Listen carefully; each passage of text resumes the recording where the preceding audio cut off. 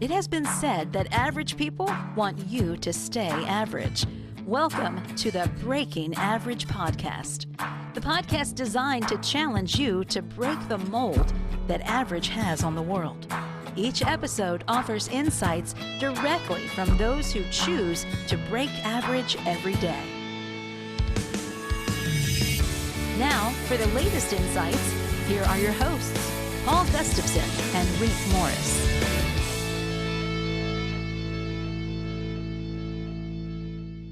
Welcome to the Breaking Average podcast. Today is episode number 7, season 3. My name is Rick Morris, and of course, I've got my ride or die with me, Paul Gustafson. How you doing, Paul?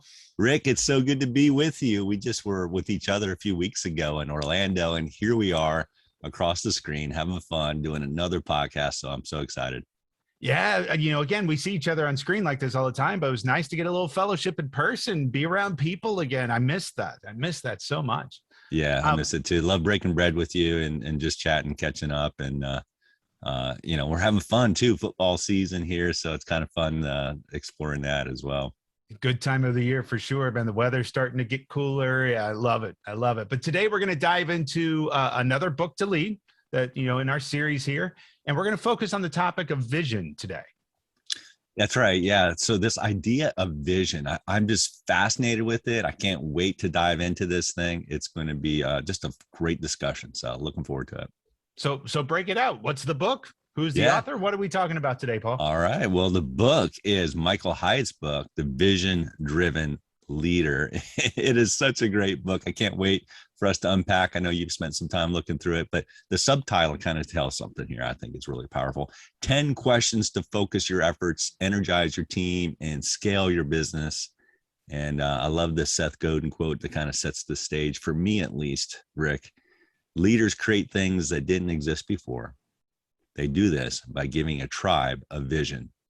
And so you and I, we've experienced that firsthand. We've been followers of leaders who've casted visions. And I like to think that you and I are leaders who've cast vision as well. So it's so important. Love this idea of vision. Yeah, I can't wait to really start to unpack some of the stuff in it, because again, vision is an interesting topic. It's an interesting word because rarely, I've started to realize this, rarely do we achieve the original vision that we set out to.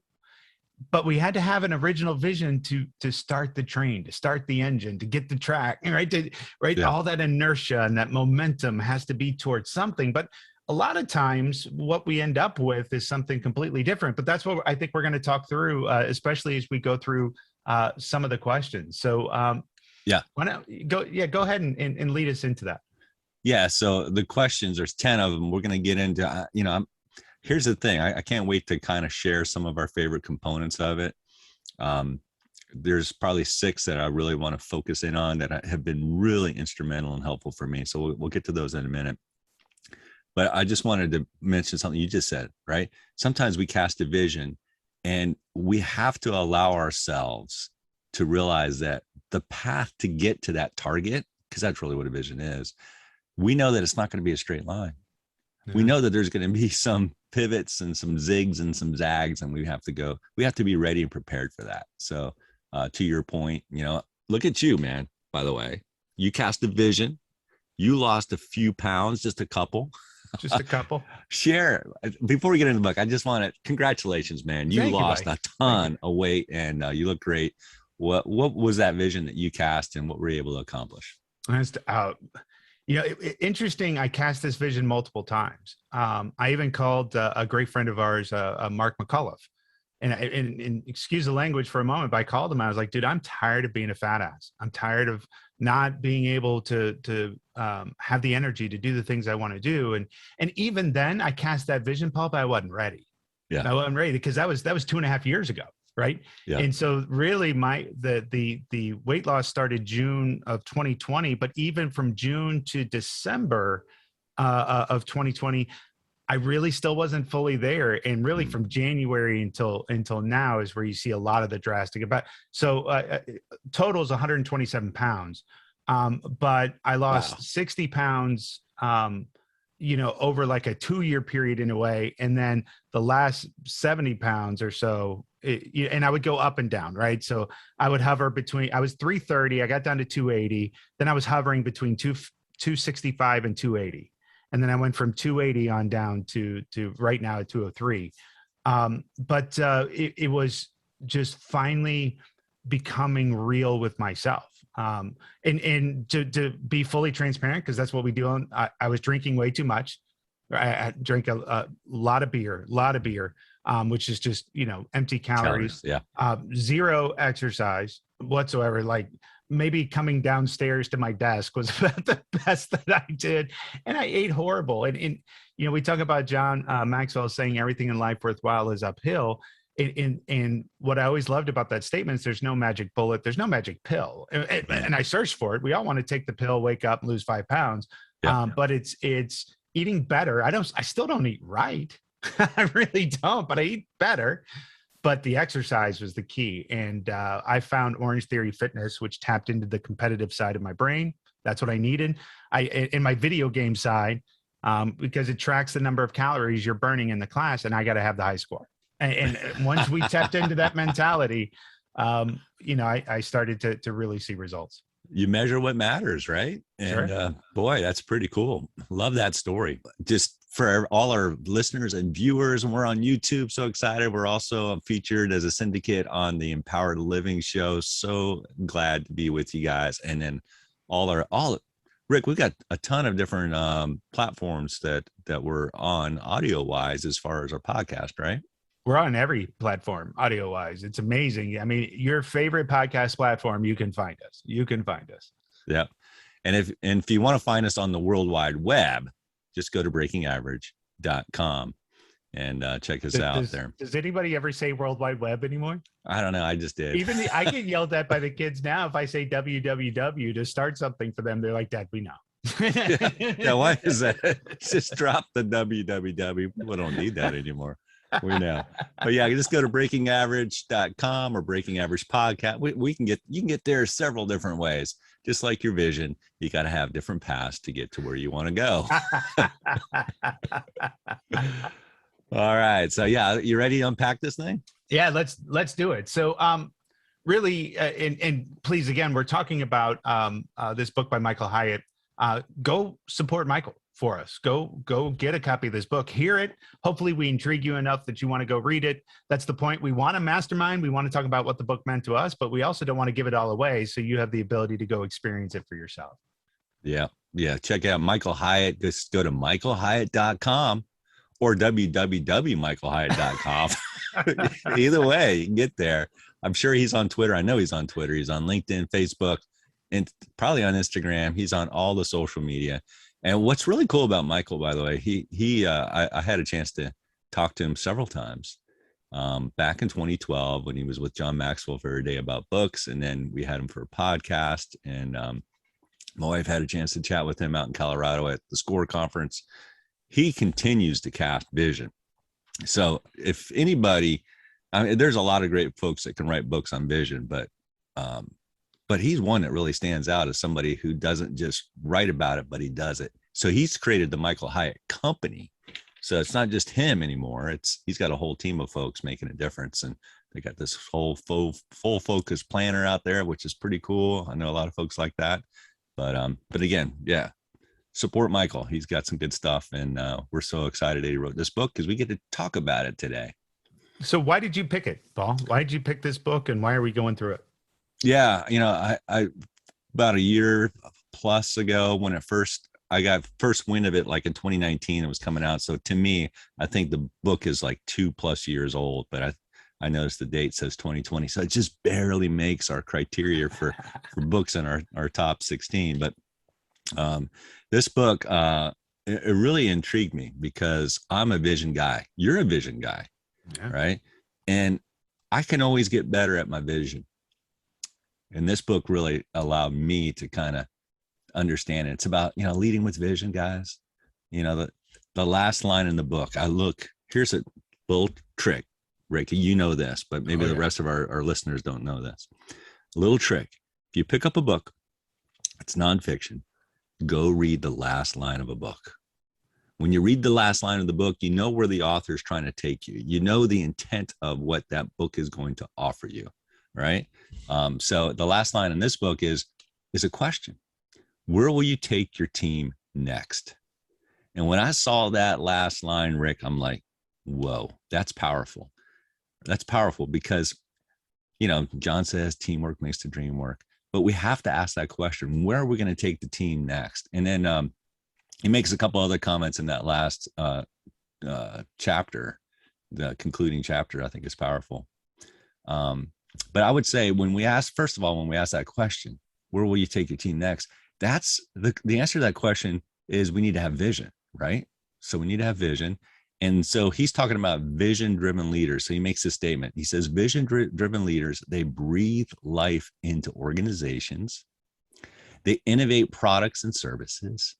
They create businesses that may have never existed before. And they give employees the direction and focus necessary to infuse the culture with energy and purpose. That's a vision-driven leader. And so that's why I picked up the book. I'm like, yep, I want that. I want that. So what compels you with this book? It was interesting. The one of the more compelling things to me is actually when he said perfection is just another way of saying procrastination. And I was just that was a mic drop moment for me, because so many people that I know of, and I'm guilty of it as well, is we won't start because we haven't defined what perfection looks like versus understanding perfection will be revealed. And what I do for a living and how I see, projects coming together. And as I stated earlier in the podcast, rarely is it the vision that comes true, right? It's changed multiple times throughout. And that's what people have to remember is that once we have this vision, I've shared this story multiple times with you, Paul, but I had a vision for my own products that failed. But in learning about what it took to get my own products online, I was able to help other people bring their products online. And so I started a company to do that, and that failed. And now what am I doing right now in my career, but is bringing online products to the market for one of the best marketers I know. But the point is I got better and better. So my vision is still exactly the same if you look at my vision statement of what I was trying to do, but how I'm executing against that vision has changed drastically. Wow. And that part I think is what was compelling. And I think part of so many people, they'll start to go for perfection that they'll never start down that road so that it can evolve. Right. Yep. So once you have something that I think is a good enough vision, I think you go and then you start to figure out what wasn't good enough. Right. But we shared this on I think it was 2 or 3 podcasts ago on somebody I coach. And I was like, write down everything you think can go wrong. And I guarantee you the first thing that goes wrong isn't on your list. So how much time did we waste trying to think of everything that could go wrong when even if you do, you're not likely to find the thing that's really going to make you pivot. Yeah, that's good. That's good. I like that. Yeah. And there's some great compelling components out of this book, right? I mean, so sure. You're sharing some of those there that are important. There's the 3, and maybe we can just go back and forth on some of these ideas. But first of all, I love this definition. Vision is an act of seeing what the future could be and then articulating the potential in an inspiring, clear, practical way, attractive way, he says, clear, practical, and attractive way. And he calls that a vision script. And we can unpack the vision script in a little bit. So I don't want to dive too quick to that. But the first big takeaway was the pitfalls of a vision deficit leader. Yeah. And I'm like, I cringed.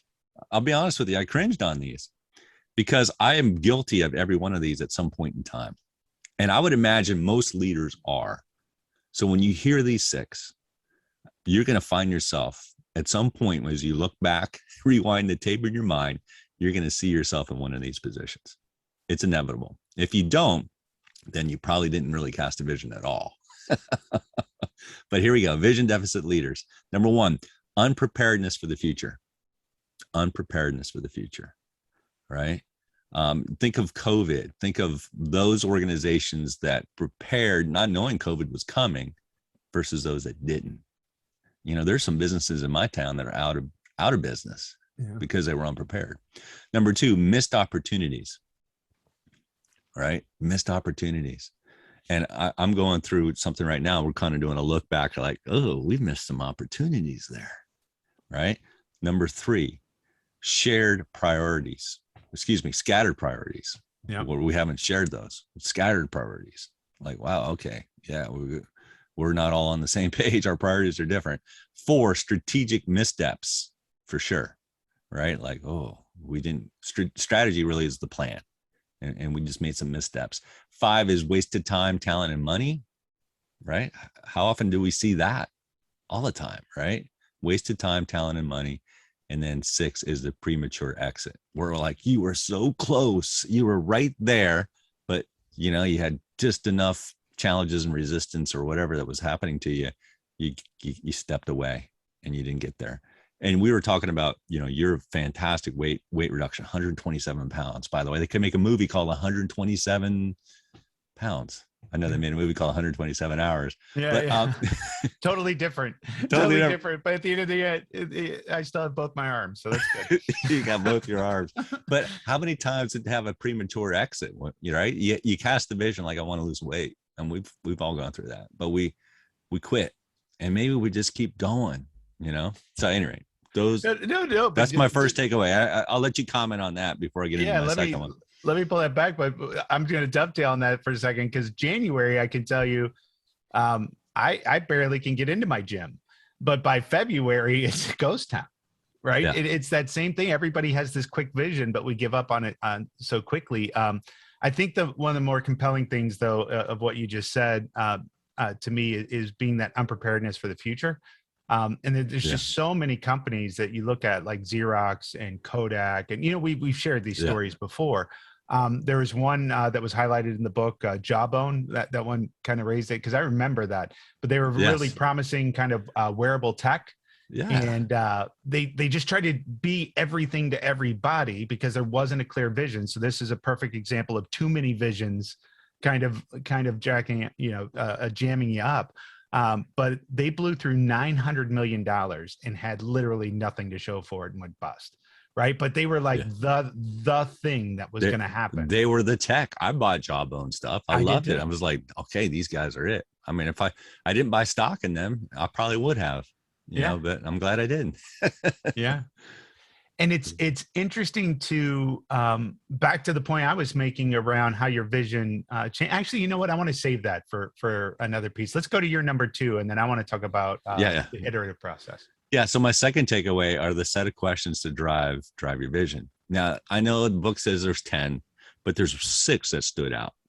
And these 6, guys, if you have a pen and a piece of paper, you want to write these down, and we won't have a chance to really dive deep to them, but these are really powerful.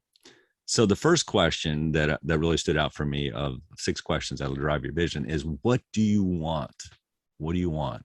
Be clear on that. Take time. Like, if you do a your own self-vision retreat, which my wife is doing today, which is awesome, find out, think about that. What do you want? What do you really, really want? Right. So we can get into that. Number 2, is it clear? I'm sorry. Did anybody else have the Spice Girls just go through? I know. I just played in my head too. You know you did. I know. What do you really, really want? I'm sorry. Go ahead, Paul. I'm sorry. It was a prop there, man. It was playing in my head as soon as I said it. That's why I laughed. Yep. Somebody play it in the background. If you're watching this or listening to this, go ahead. You can listen to the Spice Girls. It's all right. We'll be back afterwards. Just come right back to us later. Just don't prematurely exit on listening to our podcast, because you don't want to miss the tail end of this one. So the next question, is it clear? I mean, seriously, your vision, is it clear? Make it concrete and explicit. What is it? Is it clear? Do other people understand it? So that gets to the third one. Does it inspire? All right. So it's clear, cool, but does it inspire? You know, move people, right? So I love that statement he makes, right? So if you inspire others, it's going to move not just you, but it's going to move other people. Is your vision inspiring? It has to be inspiring. Number 4, is it practical? I mean, let's be real. Is it practical? Now, there's a difference between practical and possible. Impossible, he makes a great quote, and we'll pull that out later. Maybe I'll share that in the tip and challenge. But don't get confused with impossible. Sometimes we think, well, that's impossible. We hear somebody say that, and like, well, if it's impossible, it's not practical. No, don't let that word in your vocabulary. Impossible will just throw you off, because it may seem impossible.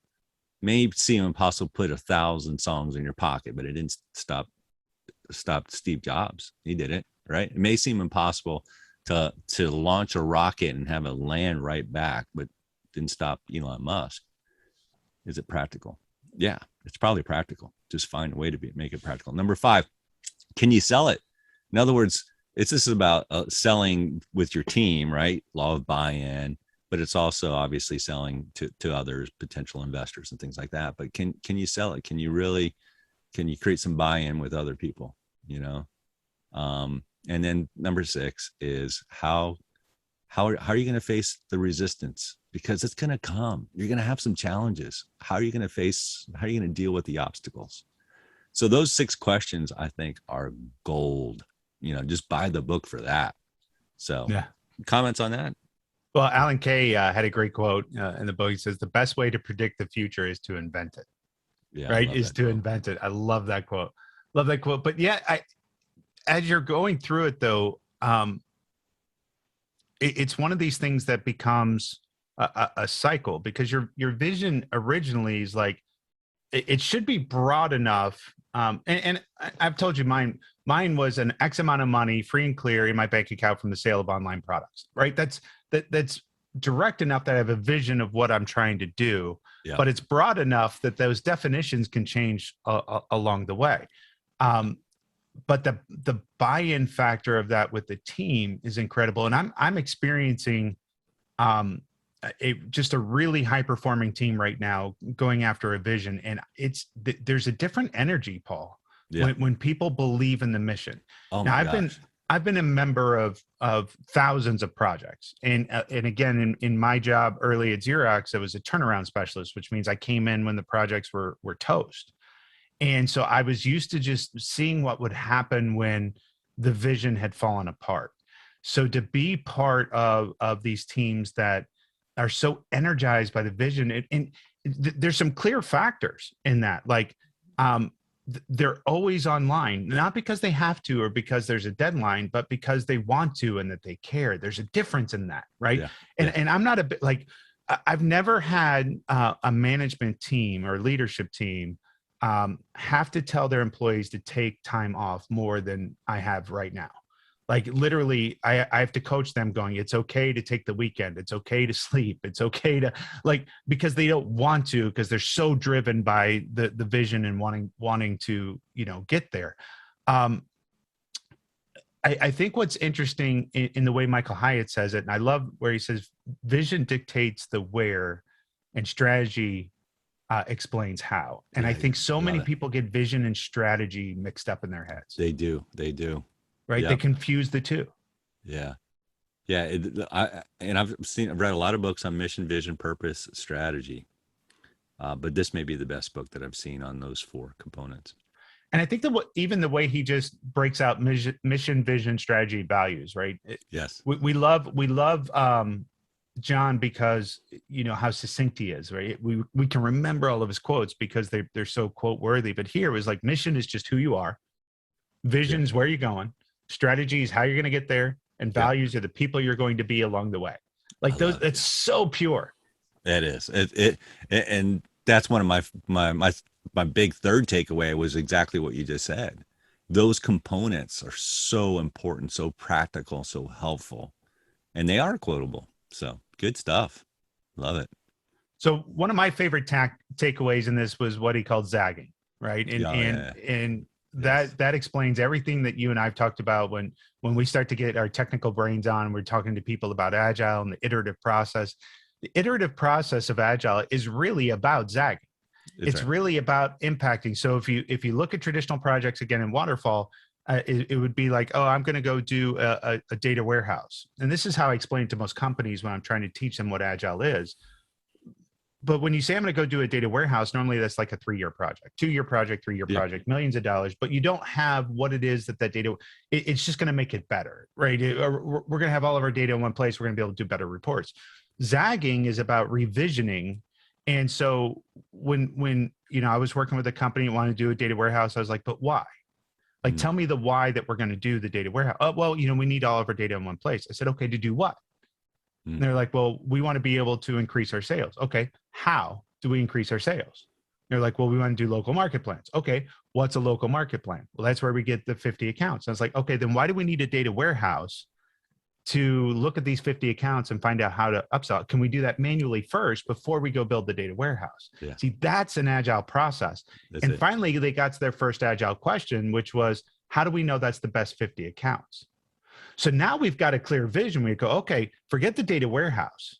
The project right now is, how do we look at all of the accounts in the territory and assign the best 50 accounts to the salesperson? And we can do that manually. Then I can go build that into a data warehouse, but I can do that in like a month, and we can have immediate ROI off of that. And then what's the next question we're going to go answer with the data warehouse? So it is an infrastructure. It's still, here's the misconception. It's still going to take me 2 to 3 years to build the data warehouse, because the work takes the work. Yeah. But how I operationalize the work is what makes it agile. And the fact that I can start bringing revenue in at the 3rd month instead of waiting 24 months before you start to get any return on investment. That's when you start thinking about agile. When you start thinking about this iterative process and zagging, you start looking at these innovative companies. So we hear about the disruptors like Uber. Yes. Right? Uber's a disrupt. It didn't start out that way. It started out by a couple of guys having a conversation saying, you remember how tough it was to get a taxi? I wonder if there's a better way. Yeah. Right. But their vision wasn't at the end of the day. And by the way, you talk about visions resetting and zagging in the book where he says 1998, don't get in a car with strangers. 2008, don't meet people from the internet. 2019, order yourself a stranger from the internet to share a ride with strangers, right? Right. Our values and the way we see things change, right? That's right. Change. But it's that iterative process of zagging. And back to your original point, Paul, is people didn't see the future. Right. And because they didn't see the future, then they couldn't basically, right. That was the death of Kodak, who invented the digital camera. That's right. And at the time, had the Instagram. The other story he shares in here, and it'll be my final one, is an app called Bourbon. Oh, yeah. I don't think a lot of people have ever heard of that app, Bourbon. And it was named after one of the original founders' favorite drink. And it was, hey, I want to find a way to document against meetups. So I want people to go meet up. You're going to get points if you meet up and share pictures online of the event, which was a direct competition to like Facebook, right? Yeah. And when they sat down and started to analyze how people were using their app, which is another reason why I love the agile process, is you let the market drive the app, not what you think. They realized the only portion of the app that they were using was the sharing of the pictures. So they stripped everything else away and rebranded it and called it Instagram. Yeah. I've heard of Instagram. Yeah. But the start of that was Bourbon. That's right. And the start of that had a completely different vision. But because they were able to zag and they were able to see, okay, and anybody out there that's in technology, hear this point on this, let the market drive. So if you look at Microsoft Word, how many features do you think are in Microsoft Word? I mean, there's thousands of things. Yes. Because the old app infrastructure is, what we're going to do is build every possible thing we think somebody's going to want. And then you have thousands of unused features. And then you look at Google Docs, which says, what we're going to do is allow people to share and collaborate a doc. And then, oh, okay, they want to bold, italic, and they add features based on what the market is asking for, which means they're delivering just in time. Huge difference. Huge difference. And, we get caught up between features versus benefits. Right. And so if you're not careful, if you think, I'm casting a vision, these are the features I want. Let's say you're building a software product or a car or whatever it is. It's not about features, guys. Those are nice, but it's about benefits. Make sure there's clear benefits in terms of what you're adding, because you want to add value. The vision needs to add value. The vision isn't adding value to somebody, then it's it's not going to go where you want it to go. And yes, there'll be features on whatever product or service that you offer, but those are secondary to the benefits. You're right, Paul, on the benefits side. In fact, there's a quote in here too. It says there is no path without a destination, and there is no progress without a path. That's so good. You know, one of the things you talked about this before, and I just want to repeat it. I think it's so good. It's one of my favorite components of it is the what, not how part. Yeah. And when you said this, and I think it's so important to remind folks of this. And thank you, Michael, for writing this book. But I love when you said vision is about what the future looks like, not how you plan on getting there. And strategy is how you're going to get there. And values are the kind of people you are along the way. And that point, that was kind of a drop mic moment for me, just realizing it's so easy to get caught up in vision. But you know what? Vision doesn't work unless we first have values.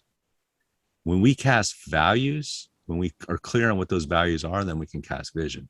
Because we're only going to align with people that align with our values, essentially, right? So when there's alignment with values, think about a great leader who's going to cast a vision. They just can't go up there and say, I have a vision for this, without first having a connection with the tribe and those that are following on the values. So when we are clear and connect on our values, like you and I, we have clear values. And so we're able to do this podcast together because we have an alignment of our values. When we have an alignment of our values, then I can cast vision, which is really important. But I love this. He talks about don't get confused with the how, because vision isn't the how. That's your strategy. That's how you're going to get there. So it's a good point. I just wanted to reemphasize that because you brought it up a few minutes ago. The last big takeaway for me, and it's actually earlier in the book, but I loved how he broke down, and we've heard this often, but again, I felt like he was really succinct, is the difference between a leader and a manager. Mm-hmm. Right? A leader and a manager. A leader creates and casts vision, where a manager receives and executes it. So first of all, if what you're doing at work right now is not your vision, you're a manager, not a leader. Right? I mean, it's straight up, right?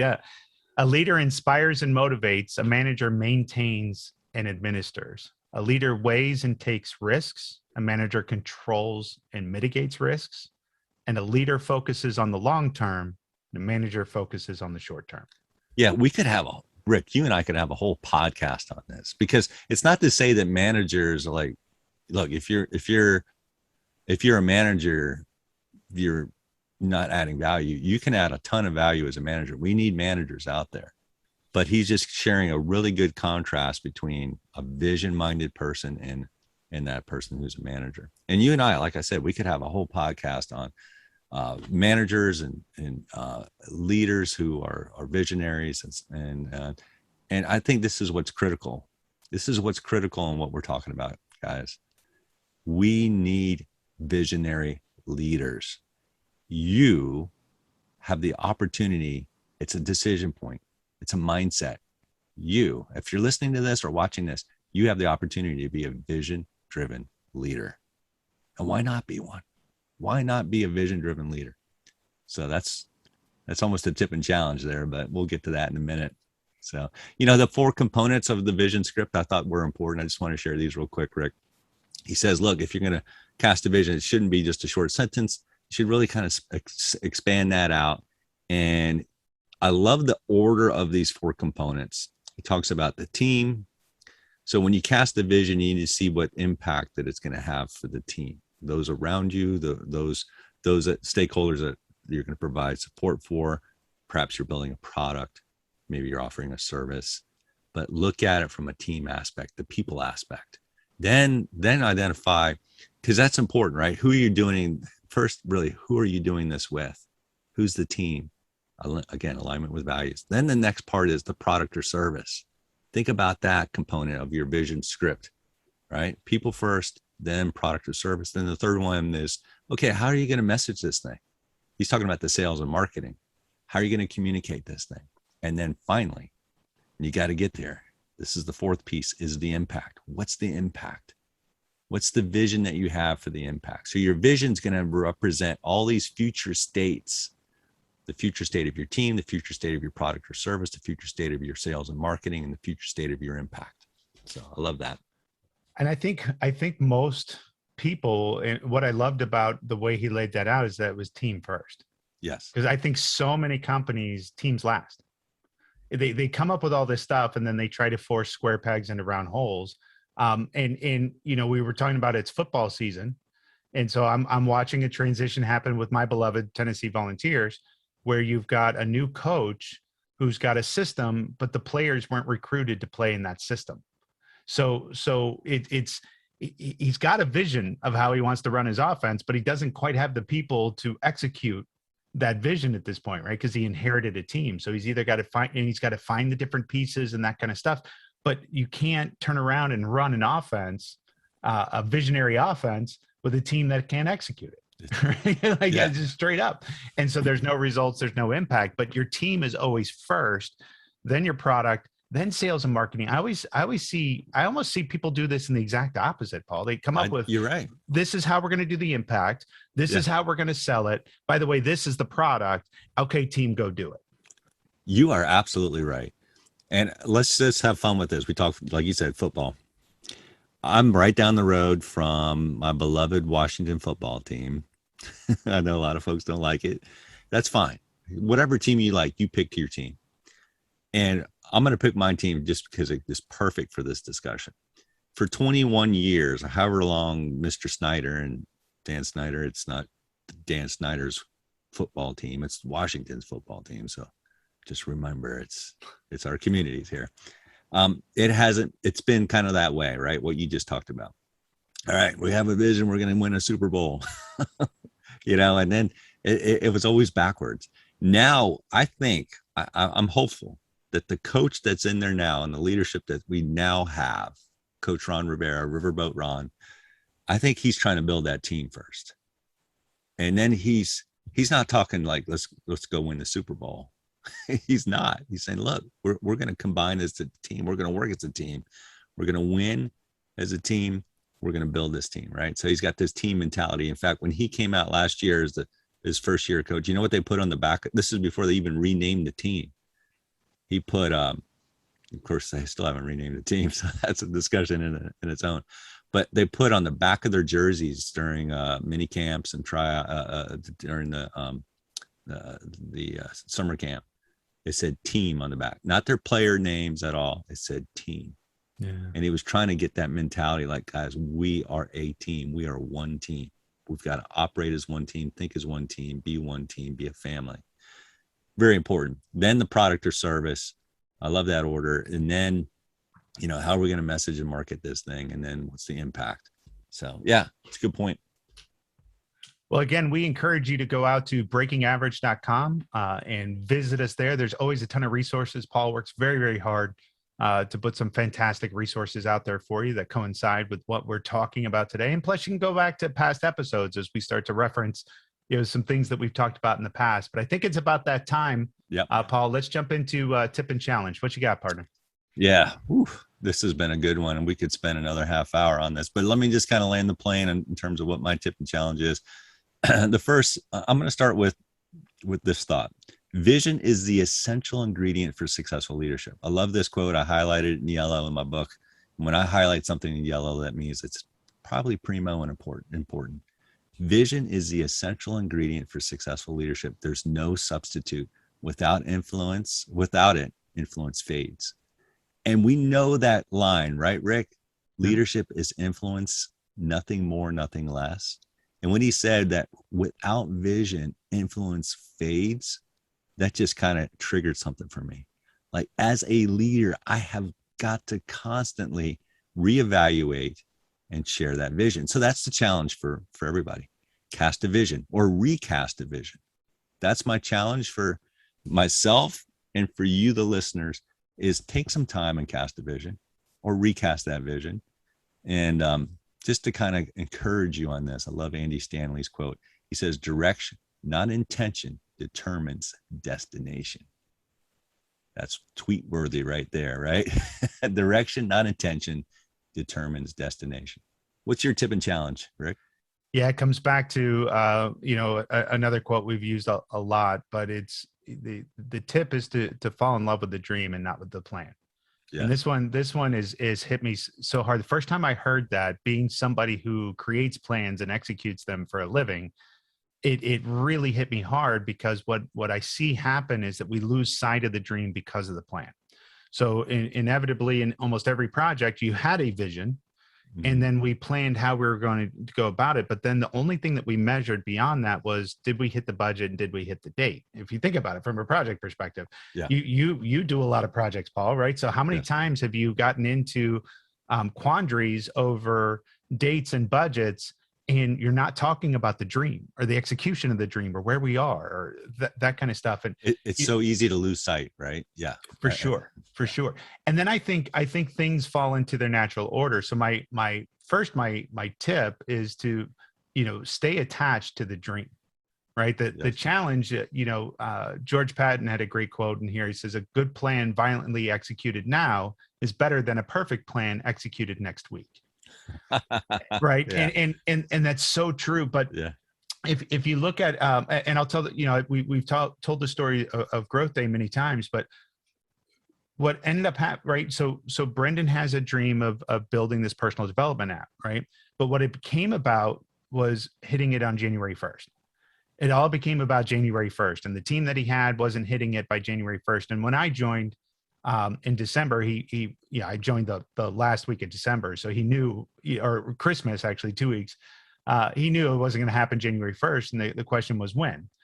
And then it turned out that we were able to launch literally on the 20th anniversary of his accident, which, if I would have told him at the beginning in August when he had joined, started this, if I was with him right then going, hey, why not May?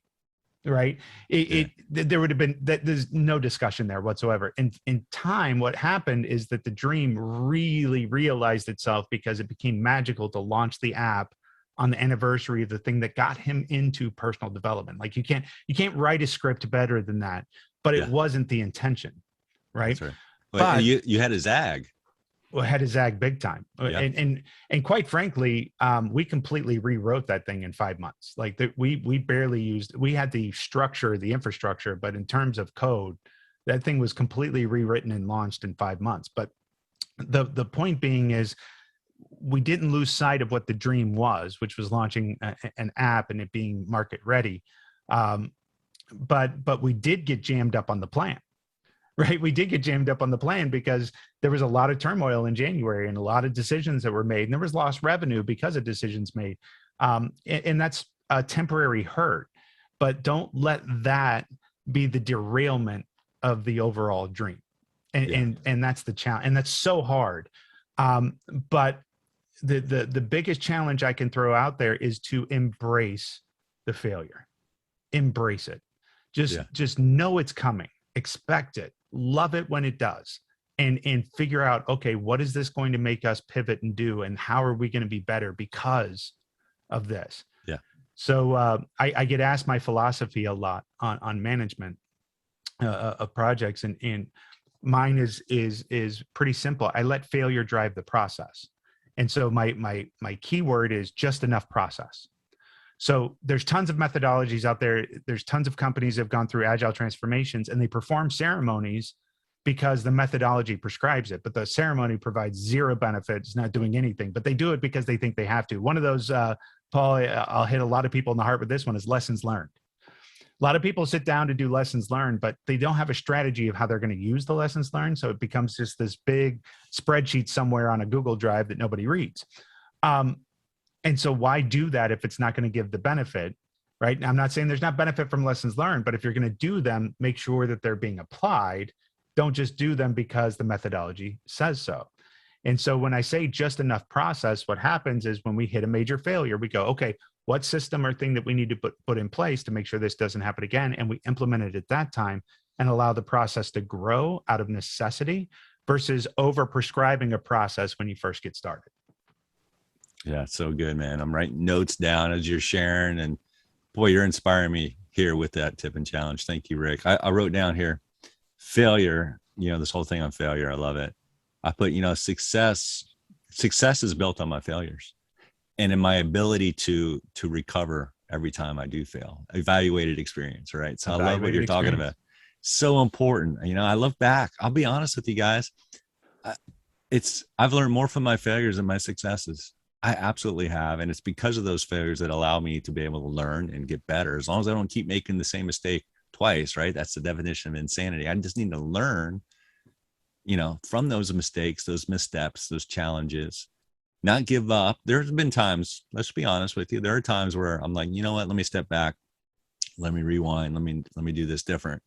There are times where I've failed miserably in the sense that I didn't go after it again, and shame on me. But my successes are the times where I have failed, learned from those failures, and just found another way through it. So love that, Rick. Thank you. Guys, I want to give you first final thank you, Michael Hyatt. You are always welcome to our show. We would love to spend just a few minutes with you, just talking to you, catching up. It's been a while since you and I have chatted, but Michael Hyatt, thank you for writing this book, The Vision Driven Leader. You've written a ton of books out there, but this one is by far my favorite. Love it. And also, I want to just encourage all our listeners and viewers to go visit us on the breakingaverage.com website. In fact, I think you'll find a blog post on this book, some more takeaways. So go check that out. Yep. And fantastic conversation today, Paul, as always. And great topic once again here on the Breaking Average podcast. Once again, we're inspired by the mission of Breaking Average and invite everybody to join us in that vision to break average. The average people want you to stay average. We want you to break average. So if you're looking for that encouragement, if you're looking for that next thing to think through, join us again next week. And we're going to talk about another fantastic book to lead. So we'll talk to you again next week. Thank you for listening to the Breaking Average podcast. If you loved what you heard, please take a moment to subscribe.